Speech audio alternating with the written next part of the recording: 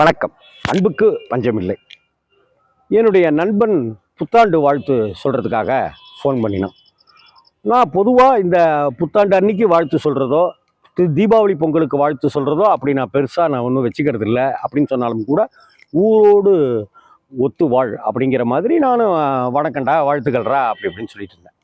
அப்போ மாப்பிள்ள நம்ம குமரேசன் தெரியுமாடா அப்படின்னா, எந்த குமரேசன்? கறிக்கடை வச்சுருந்தாங்களேடா அவங்க அப்பா அண்ணன்லாம். ஆமாம் அப்படின்னு. அந்த குமரேசன் என்ன தெரியுமா செஞ்சான்?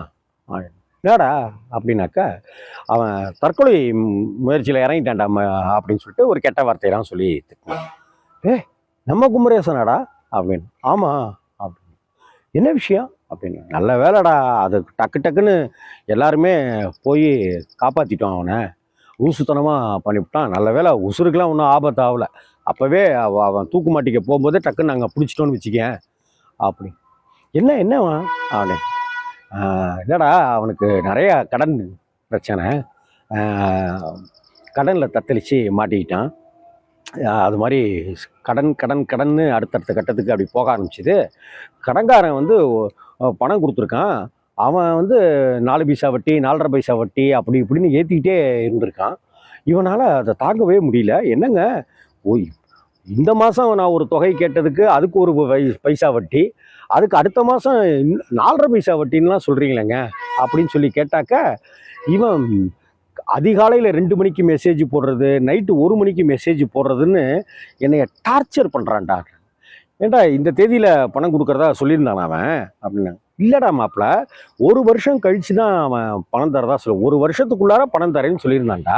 ஆனால் பணம் கொடுத்து 4 மாதம் கூட ஆகல, அதுக்குள்ளார டார்ச்சர் பண்ணுறான்டா அது மாதிரி அப்படின்னு சொல்லிட்டு சொல்லி அந்த வேதனையில் அவன் தற்கொலை பண்ணிக்க போயிட்டான். அதுக்கப்புறம் நாங்கள்லாம் காப்பாற்றி அப்புறம் பிடிச்சி போலீஸில் கந்து வட்டி கேஸ் மாதிரி உள்ளே போட்டுருவோம்யா அப்படின்னு சொல்லிட்டுலாம் மிரட்டணும்டா அப்படின்னு சொல்லிட்டு சொல்லி இப்போ கொஞ்சம் பரவாயில்லடா அப்படின்னா.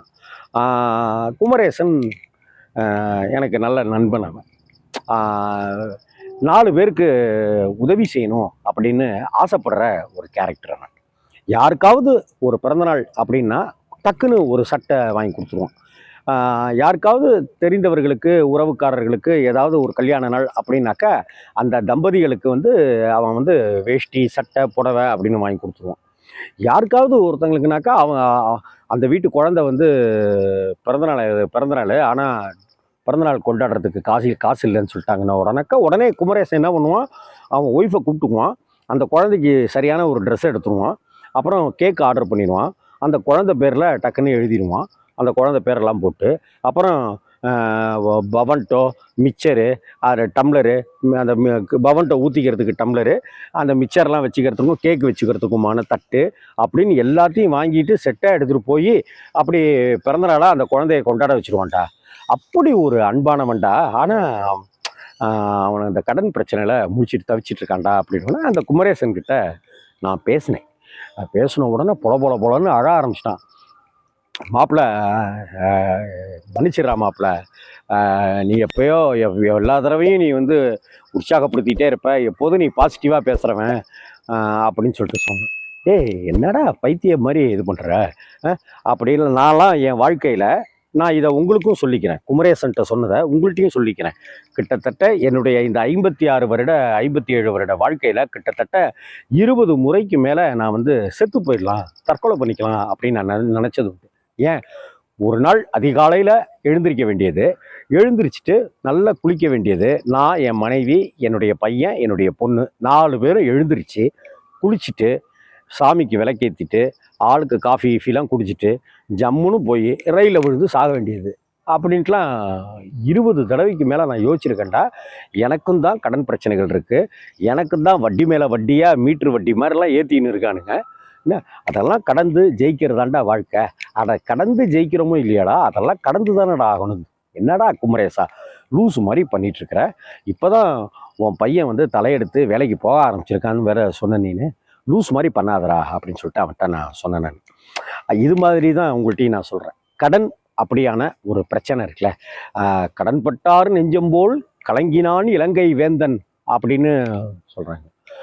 அவன் வந்து அடுத்தவனுடைய பொண்டாட்டியை கடத்திட்டு போய் வச்சதுக்கு அடுத்தவன் பொண்டாட்டியை கூட்டிட்டு போய் இப்படி கலங்குனா துக்கப்பட்டான் இலங்கை வேந்தன்னு கம்பர் எழுதலை.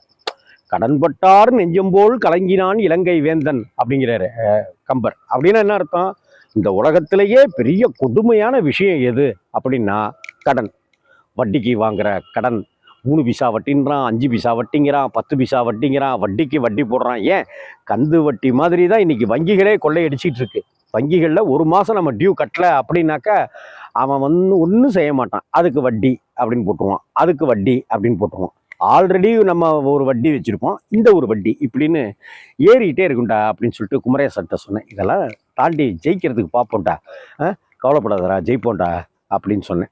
இந்த 2025 குமரேசன் ஜெயிக்கணும் அப்படிங்கிற பிரார்த்தனை தான் எனக்குள்ளார இருக்குது. அப்படியே என்னை போல இருக்கிற நான் மற்றும் நீங்கள் அப்படின்னு இருக்கிற எல்லோருடைய பிரச்சனைகளும் தீரணும் அப்படின்னு தான் இந்த புத்தாண்டில் சபதமாகவும் எடுத்துக்கிறேன். அதை ஒரு பிரார்த்தனையாகவும் வைக்கிறேன். வாங்க வாழ்ந்து தான் பார்த்துருவோமே, ஒரு தடவை தானே. வணக்கம்.